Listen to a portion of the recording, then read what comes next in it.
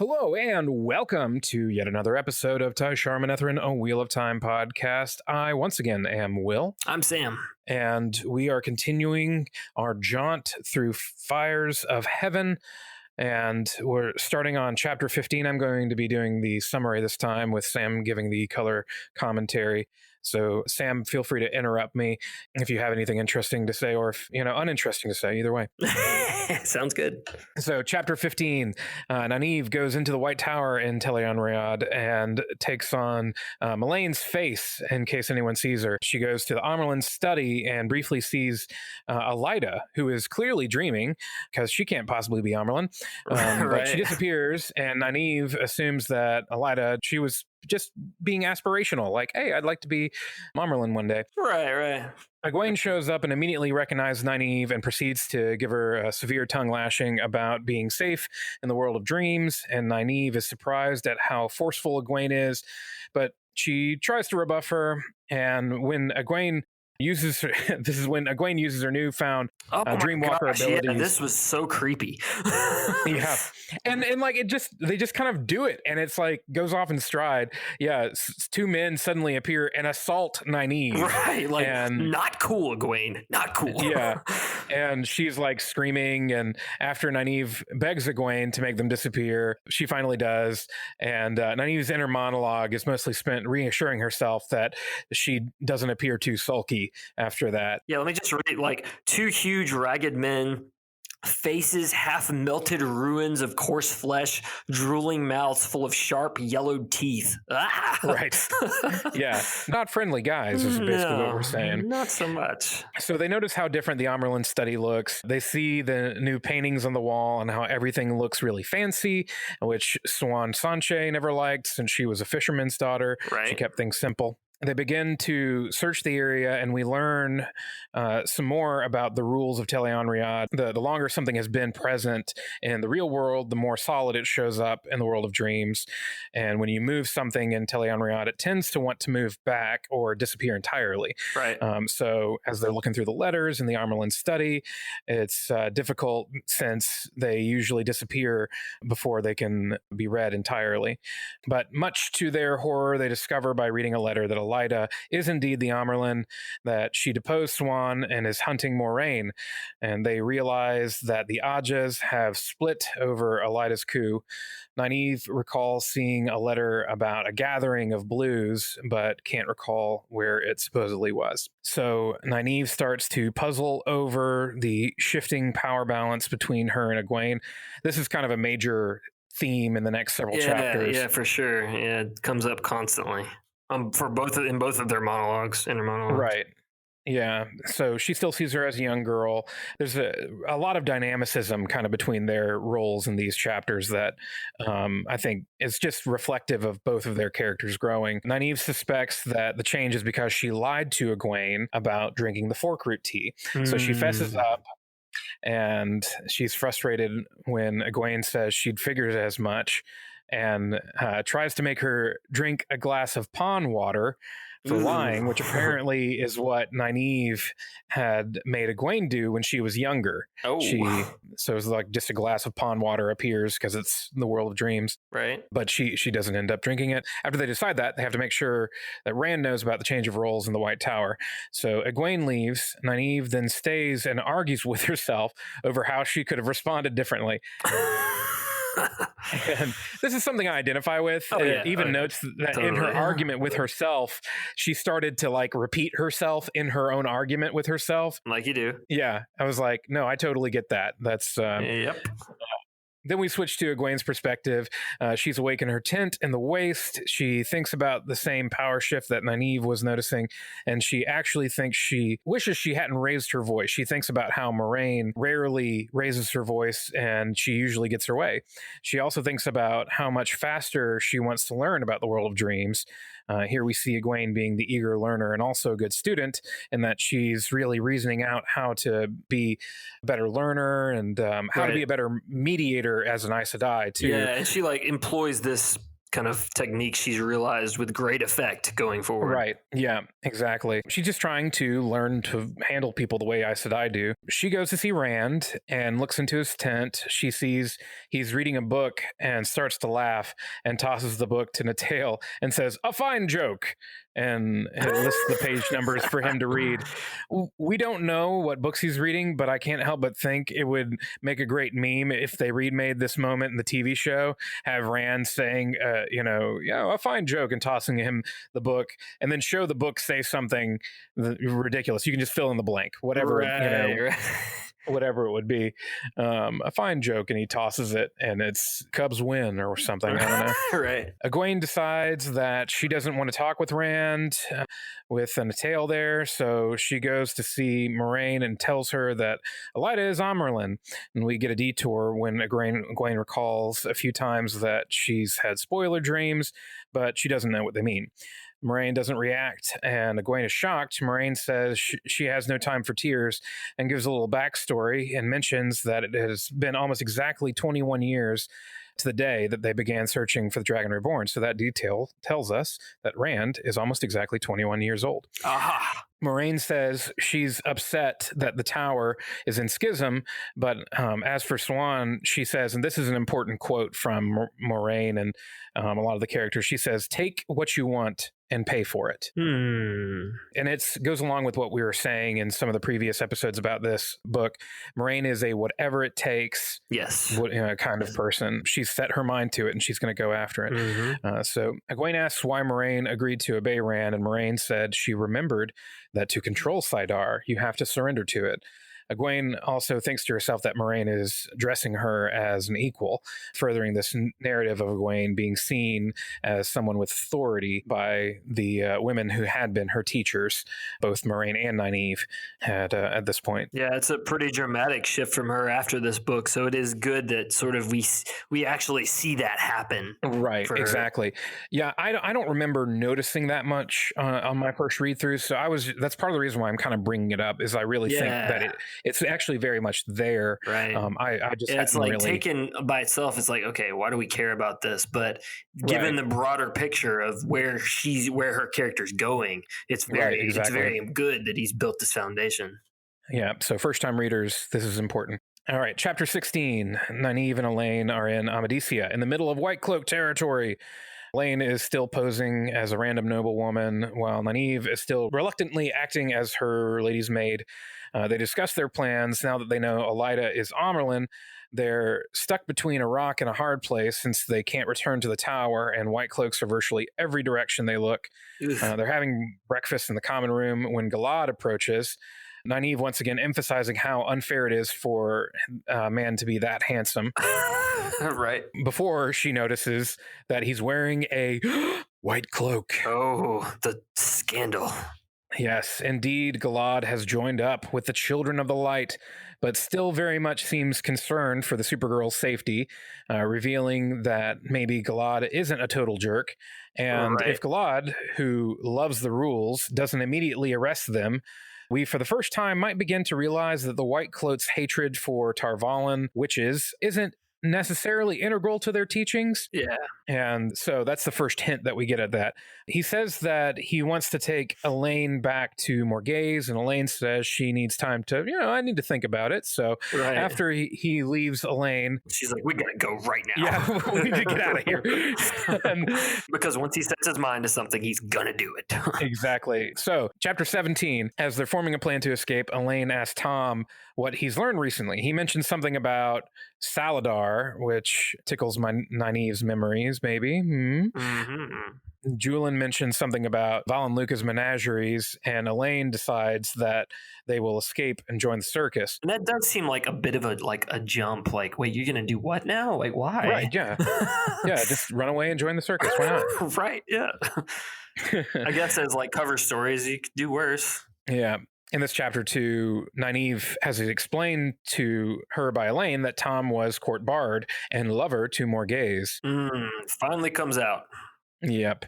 Also, in this chapter is a quote that is very much all about the way that the women in this book view the men. Sometimes she thought the creator just made men to create trouble for women. So they go to the this is when they actually we start to get a lot more detail about the circus here. Right, exactly. Yeah, they catch up with the menagerie, and after negotiating with Val and Luca, he agrees to let them travel with him if they work in the show. And he And clearly has the hots for Nynaeve, like right, just from the get go. exactly, yeah. And he's like, now, I mean, you could stay in my My my cabin, wagon it's with me. very It would, comfortable. yeah. We could just spread the rumor that we're lovers. It would just be a rumor, but Right. yeah. Tom shows him some juggling skills, and he's like, "That's not bad." And Elaine uses the power to help her and Julian walk on a high wire, and we meet different members of the menagerie, and they come across a woman with some strange animals, and she claims to be from Shara, the land beyond the Aiel Waste. But Nynaeve and Elaine recognize her accent. She is Shan Chan. Indeed. Her name is Sarandon, and she denies it at first, but after they press her, she admits that she was part of the invasion at Toman Head. She realizes that Elaine is nobility and bows before her because she is what the Shan Chan calls a high lady. Mm-hmm. There's more description of the circus in there too, but if you read the book, It's all just like it's just fun. It's like it's Yeah. completely unrelated to the main Right. story, but it's fun color. I don't know. Right, I yeah. like it. So, chapter 18, we check in with Leandrin for the first time in a long time, and several other Black Aja and Amador. Tamalia had been gray before she was black. She always made a point of spreading the pain evenly when she mediated. She had been a very successful as a mediator, for she liked spreading pain. I love that line. The idea that like a mediator is a person who actually just likes to spread the pain evenly. Right. It's just a funny idea to me. Yeah, I it's feel- the essence of compromise, I guess, is that no one's Right. happy. Exactly. Mogideon shows up and cows them all immediately. She tells them that their ineptitude is what failed them in Tanchico. Ironic, Right. considering Mogideon was losing a fight to Nynaeve. Yeah, Well, conveniently doesn't kind of tell all the details of that situation. right. Leandrin even, I think, thinks something in her head, like, if she was there, why didn't she come help us? Right. Leandrin tries to attack Mogideon, presumably with compulsion, and Mogideon is like, "No, let me show you how compulsion is done," and then literally makes her beg for forgiveness, gives them orders that we don't get to hear until she speaks to Leandrin. She speaks to the other Black Aja individually while blocking out the sound, and then she tells Leandrin to go after Nynaeve. Leandrin loathed all wilders, it says. Dreaming about being Black Aja, she herself had to learn to channel a full year before going to the tower, but she was in no way a wilder. Hypocrisy! It's the definition of a wilder Indeed. is someone who learned to channel outside of the tower. Right. I mean, yeah, they would say that the wise ones are all wise at wilders. They would say that the sea folk are wilders. Right, The exactly. the And Shan Chan Damane are wilders. Anyone who's Yeah. not in the tower is a wilder. You're a wilder. You're a wilder. precisely. So moving on to chapter 19, we come to a Morgaze POV. All right. She's been trying to read, but she's having a hard time focusing and remembering anything. Right. She just it's all the compulsion is like Yeah. some bad drugs. Right, exactly. Yeah, by this time it's 100% clear that something or someone is totally messing with her head. Talonvor comes and tells her that there's a rebellion in the Two Rivers as someone has raised the banner of Manethrin. Ah, By the way, we haven't heard from Perrin this whole time, and we won't. right. Yeah. No, It's it's like crazy. we got Parent's story last book, and he's good for a little while. Yeah, exactly. So she goes to tell Lord Gabriel that she wants to see about this rebellion in the Two Rivers, and he's meeting with all the houses that opposed her during her succession to the throne. That's not great. Cozying up to all of our enemies. Right. She tries to tell him about the two rivers, but he tells her to go to her room and wait for him. And she does. And She, she does. yeah. She starts to realize something happened. After she gets back, she's like, wait a She's second. like, that's not what I meant to do. And I didn't want to go to my room. Right. She fights her desire, and instead she goes to Leanie's apartment. So Leanie has an apartment in this part of the palace for the kind of the retired servants that Right. she still lives in. So Leanie's been the nurse to 3 generations of Trakand women. So not just Elaine and Morghese, but also Morghese's mother. And so, Leanie's whole deal is that she says all these little proverbs all the time. And Elaine has mentioned them from time to time. But this is the first time that we actually meet her. Right. And it's basically every other phrase she says is some kind of little ism saying something. Mm-hmm. The tree in the bush is worth the true on a whatever. And everything is kind of like she's talking like that. Morghese realizes that she hasn't been there in months. She actually typically visits Leanie regularly and kind of uses her as a sounding board. The compulsion has had that effect, among other things. Right. And she doesn't remember the past few months very well. And so she tells her that Gabriel has not one, not two, but 7 side pieces. Oh my goodness. At this point, Leanie tells her all about the terrible things that she has supposedly been doing as queen, and she only has fuzzy memories of them. Morghese does. Right. She exiled her friends and supporters, actually had one of them flogged for asking why, and promoting people that had been her enemies. Mm-hmm. So all very much unlike Morghese. Yeah. I will say it's a little odd to me that Morghese is able to beat compulsion seemingly purely out of willpower. Yeah, it is. I just feel like it's Ravine getting careless. Getting a little bit like, oh, I've got her in hand. Now I'm just going to deal with, she's just a puppet. Right. Yeah. And it's like he just didn't put on enough compulsion. He always, he's not like Grendel. He doesn't go so far. He wants her to still appear to be in power. So it's like a fine line he had to walk anyway to make it look like she was still in control, but have her be doing what he wanted her to do. And it's like, well, then if he starts getting just a little bit careless and not paying close of attention, then it's like, that's when the moment although to be fair, he had just put compulsion on her, telling her to go to her room, but that's a pretty specific thing. Right. So maybe it's like maybe she went to her room and then went to see Lenny. I can't remember. Right. Yeah. I think she does go to her room. Yeah, that's sort of like it's like, oh, I went to my room, but Yeah, technically she did what he wanted. Right. The internal monologue here for Morghese gives us a whole lot of backstory on her and all of her lovers. Right, like Gareth Bryn. Right. Well, it started with Terengale Damondred, Elaine's father. Right. Who's also, as the last name would indicate, related to Moraine. Right. It's Kyrian. And he had been married to Tigraine. I'm saying it because she's more important. Yes, she is very important. This whole convoluted family tree is very important.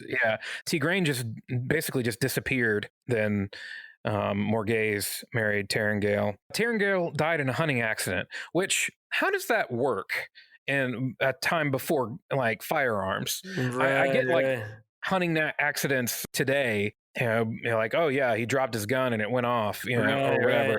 Well, how does a hunting accident work out? I guess, somebody. Anyway, it's suspicious, and it's intended to be, but she doesn't, for some reason, think it's suspicious. And anyway, then Tom was her lover, and he ran away. Then Gareth Bryn, and she still thinks of him as a traitor, though she can't really recall why. Right. And now Gabriel. So Gabriel is really the reason why Gareth Bryn was sent away. I mean, right, exactly. Essentially, we're she's kind of chastising herself for her taste in men, just saying, and none of them have really turned out all that well. Leanie says that men are only good for 3 things, and it doesn't say what. So I'm just going to guess that she means helping you with difficult levels on video games, Opening pickle jars and making waffles. Those are the three things that men are good at. Exactly. That's what I like that answer. I do. That makes perfect sense. So Morghese has Leni bring Talonvor to meet with her in the infirmary, and he explains to her that her rule is failing because the new soldiers aren't sworn to her, and instead they're sworn to the law. Mm-hmm. That's when she decides that she needs to get out of Camelin. They decide to slip out and meet at the Queen's Blessing, which she notes the image on the Queen Blessing. If that's supposed to be me, it's a terrible likeness. The cheeks are too chubby or something like that. She walks around and takes in the gossip, which she's done before, apparently. And she hears incognito. Right. She hears that most of the people think that the Queen has made a mess of things. She even sees somebody that says, you look a lot like her. And no matter how terrible a queen she is very hot. And she's like, oh, well, thank you. And then she walks away. Right. And tying aside or whatever. Yeah. They meet up with Basil Gill and a few others and decide to leave town. Next, we have a Podden Fane perspective in the White Tower as he goes to the place where the ruby dagger is held. He takes the dagger and a young woman opens the door and he slashes her in the face and she dies very painfully. Ooh, yes. Can only imagine that. And Alviarin shows up. I just picture like Alviarin like suddenly being there and him being like creeped out by her. Right. Like, hi. Like what? Totally reveals at this point. She is Black Aja. So they just kind of had this like friendly little threatening each other thing back and forth for a little bit. Right. In my notes, I just wrote dark friends doing dark friend stuff. Right. That's good. Fane's like, I better take the dagger and leave. Like he was originally thinking he would get the horn too, but now that he's been found out, he's like, well, I'll get going while the going is good. Yep. Got what I came here for, really. Yeah. Chapter 20, back to the Waste. Rand and his entourage are leaving the Waste by way of the Jingai Pass and going past mountains along the spine of the world. Moraine is walking alongside him, and we get some info about what she's been teaching him recently, things about behavior in the court, as well as information on how to rule in her home country of Cairhien, and the fact that Elaida is now Amyrlin. And she says you should trust no one but her and the Wonder Girls from the White Tower. Right. That's not such bad advice, really. It's true, yeah. Rand notices some ruins along the mountains and realizes that they had to have been from before the breaking of the world. He actually sees some docks that that's crazy. Yeah, it's a crazy image. Yeah, that's one that I hope they managed to pull off. Mm-hmm. He briefly has some flashes of memories of a battle that took place before the breaking that must have been somewhere near here. So they come across some people who have just been attacked by the Shido. They say they've burned their village and killed tons of people, stole what they didn't burn, and took everything else, everyone else Guy Shine. But Je'ito dictates that a wetlander not be taking Guy Shine. Can't be Guy Shine. Yes. So this is definitely kind of breaking with the true rules of Je'ito. Right. They're a little freaked out by the dragons on Rand's arms. So they're like, hey, the guy who came through here without all of them, they also had dragons like you. By the way, I saw something the other day where it was that old meme of what Exhibit from Pimp My Ride. Yo, dog, I heard you like dragons. So we put some dragons on your dragons so you can drag it while you drag it, whatever. Right. Here's a belt buckle with a dragon. He's got so many dragons, it's ridiculous. Yeah. He should be like, come on down to my dragon warehouse where I'll sell you a dragon. Then they're really freaked out when the other Aiel just pop up out of nowhere. Which, wouldn't you? Yes, I would never get used to that. But Rand explains that these are good Aiel, and also tells the Aiel not to hurt the tree killers. Right. We're then reminded of Layman's Sin, the whole deal where, okay, so a long time ago, 500 years ago, I think, the Aiel gave Cairhienin a sapling from a Vendosura. Because Cairhien was like the only wetlanders or the only people who would still like trade with them and stuff. And so they're like, as thank you, here's a sapling from the tree of life, which they planted. Right.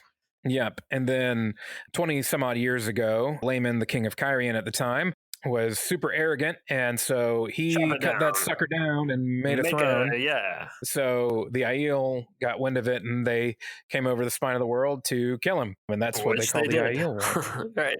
Yeah, that was just like, it wasn't a war for them. They're like, we just had to go kill this dude, and then we're done. Right. And then exactly. Right. They didn't. They just saw it as an execution. So, chapter 21, Rand talks with a few different people, including Asmodean, who he continues to learn from, but has this tenuous relationship with at best. Asmodean asks why he has to carry the dragon banner, and Rand says, "Because you were chosen." Yeah, because that's what they call the right. And Asmodean kind of freaks out and looks around like, "Don't say that here." Exactly. No one hears, and it's more of a private joke anyway. Asmodean's like, "I'm too tired for one of our lessons tonight."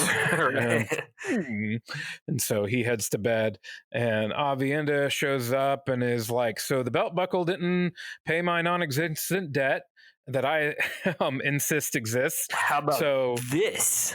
Bam! Layman's sword. Right. Well, one, it's a sword, and you're not supposed to touch a sword if you're Aiel. And two, it's Layman's sword, even worse. Right. So she's got it. Killer himself. Yeah, she's got it wrapped up so she didn't technically touch it. Right. She made sure that was okay with the wise ones before she did it. And it's a good thing we had that little primer about Layman's sin a few chapters back to understand the significance of this. The scabbard is encrusted with rubies and moon drops. The hilt was made of ivory, and the pommel was encrusted with more rubies and had a sun emblazoned on it. Avienda explains that since the Ideal don't like to touch swords, it didn't cost much. Though we get the impression that she might not be telling the whole truth there. Oh, yeah, fair enough. Rand takes the sword out and sees that it has a heron marked blade. Right, it's power rot. Yeah. And since it's in such good condition, it's obvious that it's not just your run-of-the-mill heron marked blade, but it is power rot. So he accepts the blade and says that it cancels the debt, but he doesn't accept the scabbard. So, of course, Avienda isn't happy about that. Right. But he's like, this is a really awesome sword. I don't care about the scabbard. Right. And, of course, she isn't happy about much these days. Yeah. They have dinner, snakes and lizards. Delicious. And he asks about the Aiel wedding, which this is a scene that just has to be in the TV show, is the Aiel wedding. It actually doesn't happen like on stage, so to speak, or on screen. It's in the books, but I want to see it played out because they explain all this craziness that, I mean, just sounds so funny. So it involves the bride's kin defending her with spears as the groom's kin help him fight his way toward her. And even when he gets to her, she fights him, and to keep him from finally throwing her over his shoulder. And Rand's like, why would she do that? And Avienda is like, I mean, what else would she do? He needed to know her worth. And right. She's just like, this is all totally normal behavior. Like, how is this not obvious to you, man? Right. What, I mean, like, how else would you have a wedding? Yeah. Yep. They also explain the meaning of make him sing. She explains that when a man falls in love with Farder Ice Mai, but she won't give the spear for him, that sometimes he will let her take him guy shine, which is a foolish thing because it's like, dude, she's never going to respect you. What the funny thing is, like, we all know guys like this that like just will bend over backwards for a girl, candle for some that doesn't, obviously. And so then there's like this weird like emotional kind of feedback loop that happens, and he's just kind of in a satellite around her. Really uncomfortable. So, hopefully less of that in our 30s. Yeah, exactly. But yeah, when a woman has such a servant, one of the things that she will do is make him sing for her. And so they refer to that whole process as she will make him sing, as a way to say that she's never going to really take the relationship seriously, and he's going to fall madly in love with her. Rand's last thought of the chapter is indeed a very strange people. Yes. So I did have one spoiler note in all of this. So if you're listening, one, yes. Yeah, if you're listening and you want to avoid spoilers, then go ahead and stop it right now and join us next time. So I'm just curious, what's yours? So, you mentioned Terengale and Tigraine. So I was just looking at the family tree again, and it had an ew moment because it's like, okay, Janduin and Tigraine, Rand Thor's parents. Right. Tigraine and Terengale have Galad. Terengale and Morghese have Elaine. So it's like, man, he's like sort of weirdly connected to Elaine through various weird, confusing marriages, and like it's not like Game of Thrones level of incest, obviously, but it's still like, I did see that somebody took the Charlie Day meme, Always Sunny conspiracy wall thing that said, Rand trying to figure out if he's related to Elaine. Or something like that. Yes, because he does say it like later when he realizes it all, and he tells somebody, and they're like, "Wait a second, that means you and Elaine." He says, "We're not related." Like, I did the math before it happened. But it is funny because he's half brothers with Galad, who is half brothers who is half brother to Elaine. And so, I mean, it is funny because it's like, well, they feel like they should be related given that, but right. But it's not by blood. Yeah. My spoilery type thing isn't all that spoilery, but it's just there's so much emphasis on the danger of the world of dreams throughout the first half of the series, especially about how it's so dangerous, it's so dangerous, it's so dangerous. And yet, and I could be wrong about this, and our readers definitely will correct me, but I don't think any major characters actually die in Teleon-Riyadh. Right. Yeah, it's all minor characters, like Forsaken will kill one of the dark friends there. Right. Or something like that. Yeah, at least I can't remember. At least certainly not so far that we've gotten to. And it makes me kind of think that maybe at some point Jordan had a plan to like kill somebody off because they just emphasize it so much. It feels like, but I don't know. I mean, or maybe it was just like really trying to drive it home that, hey, this isn't a dream. If you die here, you die in the real world. Right. Yeah, you could see it happening, like not to Perrin, but someone around Perrin, perhaps, or someone around Egwene. Yeah, I don't know. That's a good point. All right. So thanks once again for listening. As always, we want to remind you that you can visit our website at tsmpodcast.com. Go there, fill out the contact form, say nice things to us, and we'll give you a shout out on the podcast. Absolutely. Or if we said something totally factually inaccurate or whatever, let us know and we will correct ourselves. We're not above it. No. And go to wherever you get your podcasts, give us a rating, a review, share us on your social media, and let people know that you are listening. We love to hear from you via our social media at Podcast TSM, on Twitter, on Instagram, on Facebook. Visit us, like us, say hi. We have a cool new graphic because Will realized that our logo didn't have anything to do with the red eagle of Manetheren, so he designed a cool new one. Yeah, check it out. Yeah, I was reading this book, and they mentioned something about the red eagle banner being raised in the two rivers, as I think we talked about earlier this episode, and I was like, well, really the three symbols I had of the different Taviran really didn't make sense. So yeah, I went and found a red eagle. So it's a good one. So we're good now. All right. Well, until next time, Sam. Tai'Shar Manetheren.